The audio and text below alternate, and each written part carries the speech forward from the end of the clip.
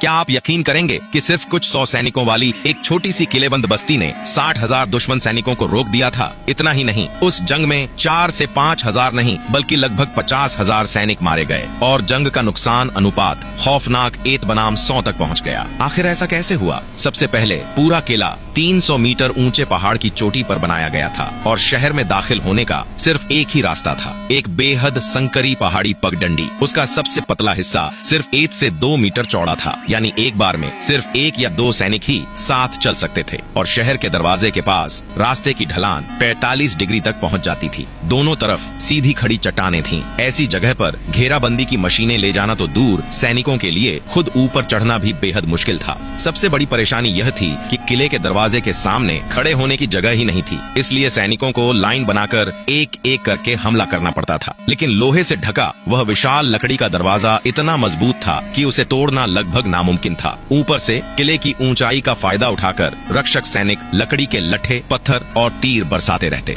वास्तव में यह वही हाल था। एक सैनिक दरवाजे पर खड़ा हो जाए तो हजारों दुश्मन भी अंदर न आ सकें, और अगर पहला किला टूट भी जाए तो पीछे पहाड़ी पर दूसरा छोटा किला मौजूद था। रक्षक वहां पीछे हटकर फिर से लड़ सकते थे। साथ ही दोनों किलों में पहले से अनाज, हथियार और विशाल पानी के टैंक जमा थे। अगर सब कुछ योजना के मुताबिक चलता तो यह किला 1 या 2 साल तक घेराबंदी सह सकता था। लेकिन फिर आया साल 749। टैंग डायनेस्टी के सेनापति जी.ई. शूहान 60,000 सैनिक लेकर इस किले पर चढ़ आया। सामने थे सिर्फ कुछ 100 टिबेटन सैनिक। उन्होंने 10 दिन और 10 रात लगातार लड़ाई लड़ी। कोई चाल नहीं, कोई खास रणनीति नहीं, सिर्फ सैनिकों की जान देकर रक्षकों की ताकत खत्म की गई। आखिरकार थकान से टूट चुके रक्षक दरवाजा बचा नहीं पाए और किला टूट गया। टांग सेना ने 400 सैनिकों को पकड़ लिया, लेकिन कीमत इतनी भारी थी कि 60,000 में से 10,000 से भी कम सैनिक बचे। अब सवाल यह है, अगर आप उस दौर के बादशाह होते तो क्या ऐसी जीत आपको मंजूर होती?